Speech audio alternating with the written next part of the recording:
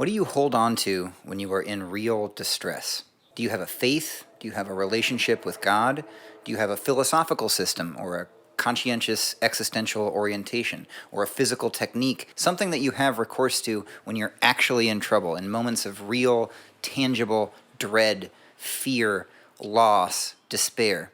I ask this because I've been experiencing a lot of strong feelings recently, a sort of bottomless sadness, and it's had me reflecting on the actual relationship that I have with my faith. Is this thing real? It's certainly real, but how real does it get? What is the point where it crosses over from being an idea, a sort of worldview or language of transcendent value, to being an absolute, vital, and tangible necessity to survive? My own tradition is Christianity, and Christianity makes a lot of use of the Psalms, the Jewish texts from around the 10th to 5th centuries BCE or so, that also provide much of the core liturgical fabric of the Christian church. And in these Psalms, we have many instances of this tension. In fact, I got inspired to do this video while reading and praying along to Psalm 86, which begins, "Hear me, Lord, and answer me, for I am poor and needy." But what does this answering entail? What actually happens when you talk to God? Does nothing happen? There's also, for instance, Psalm 88, where the speaker cries to God continuously and receives nothing back but more of a sense of being overwhelmed.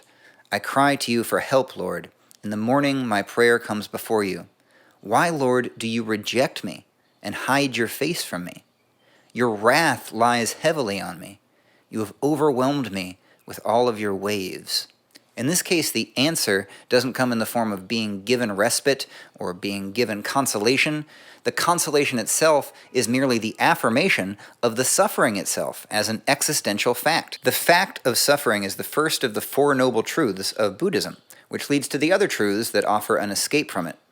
In Christianity, though, the suffering itself is, in a paradoxical way, the substance of transcending it.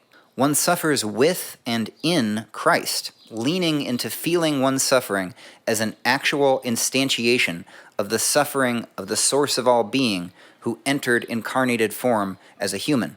This has been the shape of my own prayer of late. Being answered has come in the form of being given the will to actively participate in the being of suffering itself, the suffering that is being, the reality of loss, of separation, of death, the passage and change of all material forms, the disappointments, the total failure of what we expected and meant to pursue, the things that break our heart. At one point the other day, I found myself literally groping in the air as I was praying to Mary, desperate to be held by the mother who is there but not physically there, and in that physical absence, feeling the pain of no longer being in the womb, but not yet totally in the bosom of God or wherever I'm going.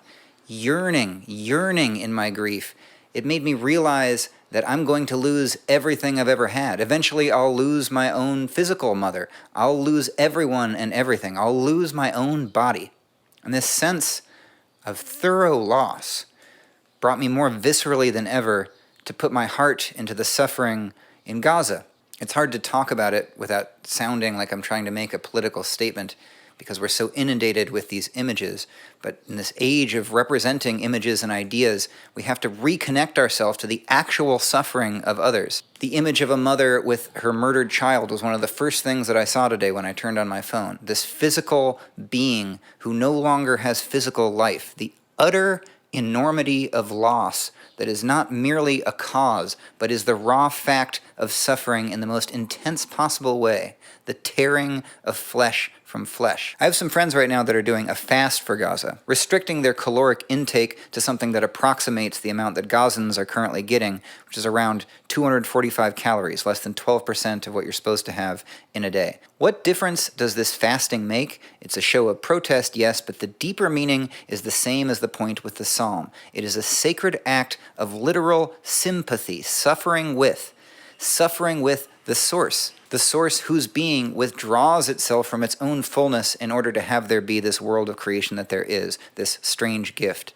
God in God's infinity is the one who is. It is in this infinite being that one rests, even in the constant motion of finite individual material loss when shitty and terrible things happen. In this connection, I also think about a 19th century hymn written by a Presbyterian named Horatio Spafford. He received the news that his 4 daughters had died in a shipwreck, and in processing that loss, the loss of his entire progeny, the whole material substance of his own individual being, he wrote this hymn, "It is well with my soul. It is well with my soul." The fundamental content of faith is that no matter what happens, what loss or sadness or terror or catastrophe or disappointment or heartbreak, it remains the case that in some mysterious way, it is well. It is good that we are. And that which truly is will always be. Amen.